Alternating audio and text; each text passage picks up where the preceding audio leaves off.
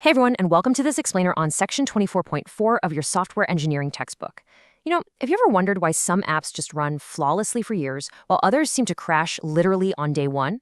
Well, today we're going to thoroughly unpack exactly how Agile teams handle quality management to prevent those kinds of disasters. My goal here is to walk you through this specific textbook section step by step, explaining every crucial concept just as if we were sitting together in a lecture hall. Quality management is absolutely essential for professional software engineering. We can't just write code. We have to ensure it's actually fit for purpose, reliable, and maintainable. But as just see, the way an Agile team achieves this is pretty fundamentally different from traditional methods. Okay, let's take a quick look at our agenda for today. We've got 1, Introduction to Agile Quality, 2, the 3 Agile Rules, 3, Pair Programming, 4, Dangers of Pair Programming, 5, When Agile Quality Fails, and we'll wrap up with 6, Summary and Exam Focus. Right, let's jump straight into part 1, an introduction to Agile quality. Now, to really understand Agile, we first need to contrast it with the traditional, plan-driven methods you learned about in earlier chapters. Remember the ISO 9001 standard? That's a highly formal, heavily documented approach. In traditional plan-driven development, quality management is often treated as a completely separate formal process. You might even have a dedicated quality management team sitting in their own office. They rely on extensive documentation, quality manuals, and really strict procedures, just to ensure every single step of the software process is logged and verified. And sure, it's safe, it's structured, but it's also incredibly bureaucratic, and it often slows development down to an absolute crawl. Well, Agile teams absolutely hate that bureaucratic overhead. To them, quality simply means code quality, period. Agile methods are fundamentally opposed to spending time on processes that don't directly involve writing working code. So an Agile team rarely cares about getting an ISO 9001 certification. Instead of formal documentation, Agile relies entirely on a shared quality culture. Every single member of the team feels a deep personal responsibility for the quality of the software.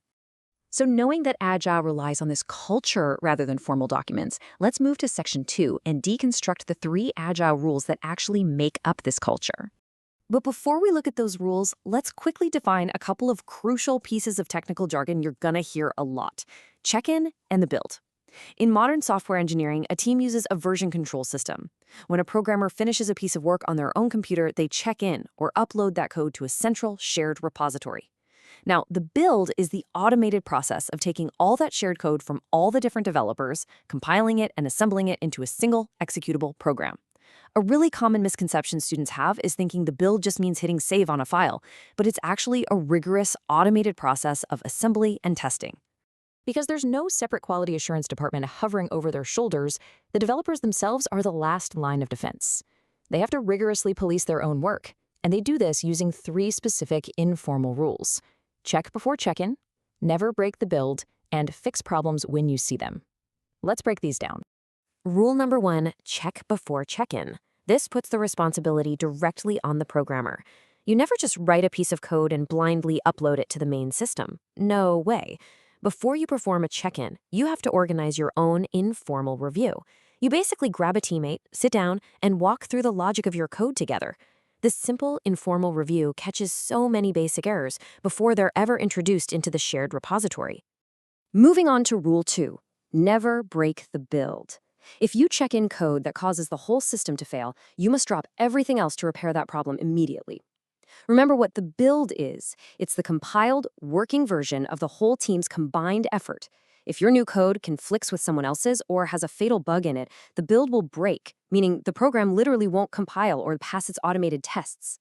In an Agile culture, breaking the build is the equivalent of pulling the fire alarm in an office building. You can't just leave it for tomorrow. Fixing it becomes your absolute top priority right then and there. And finally, Rule 3, fix problems when you see them. This rule relies heavily on collective ownership. In traditional engineering, if you find a mistake in a colleague's module, you'd probably write up a formal bug report and send it over to them. In Agile, the code of the system belongs to the team, not the individual. There are no individual silos here. If you see a bug in someone else's code, or even just some messy logic that needs refactoring, you take the initiative and you fix it yourself immediately. Okay, we've got the rules down. Let's head into section 3, pair programming as code review. So we mentioned informal reviews in Rule 1. While Agile rarely uses formal sit-down inspections, instead, they rely heavily on pair programming as a continuous, real-time code review process. Picture this: two developers sharing a single workstation.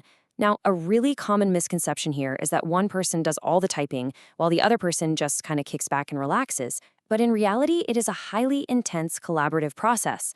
One person types, while the other is actively reviewing every single line of code as it's being written, catching typos and suggesting better logic in real time.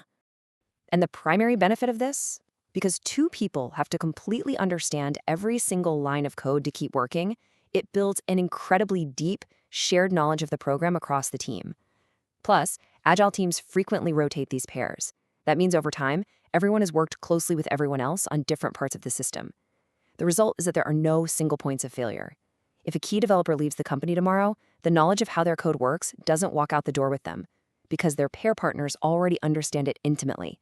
It's brilliant.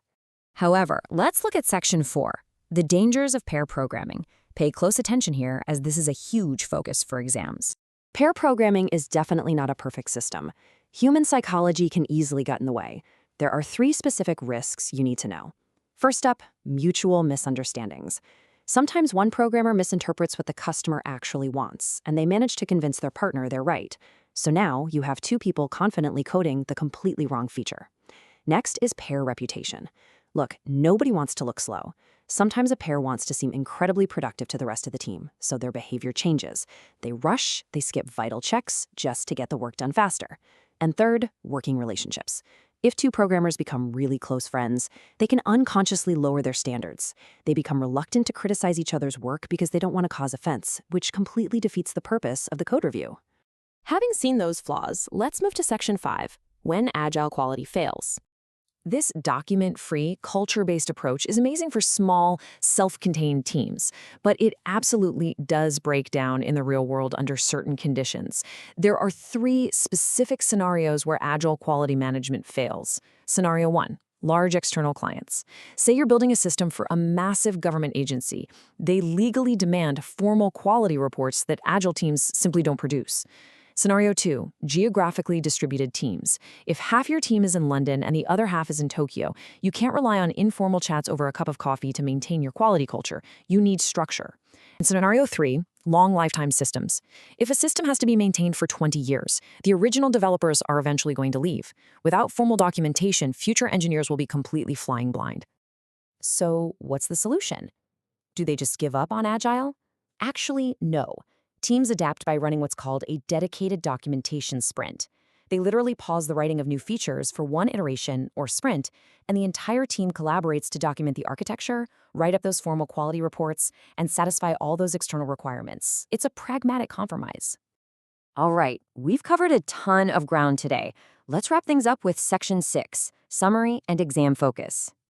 Before I give you the checklist, let's do a quick mental check. Ask yourself, what is the core difference between ISO 9001 and Agile quality management? You should immediately be thinking, ISO 9001 relies on formal documentation and bureaucratic overhead, while Agile relies almost entirely on a shared quality culture focused purely on code quality. For your exams, here is exactly what you need to take away from Section 24.4. Understand the contrast between the quality culture and ISO 9001. Memorize the 3 Agile rules. Check before check-in, never break the build, and fix problems when you see them. Be ready to explain the shared knowledge benefit of pair programming, but also memorize its 3 dangers: mutual misunderstandings, pair reputation, and working relationships. And finally, be able to identify those 3 real-world scenarios where Agile quality management fails and requires a documentation sprint.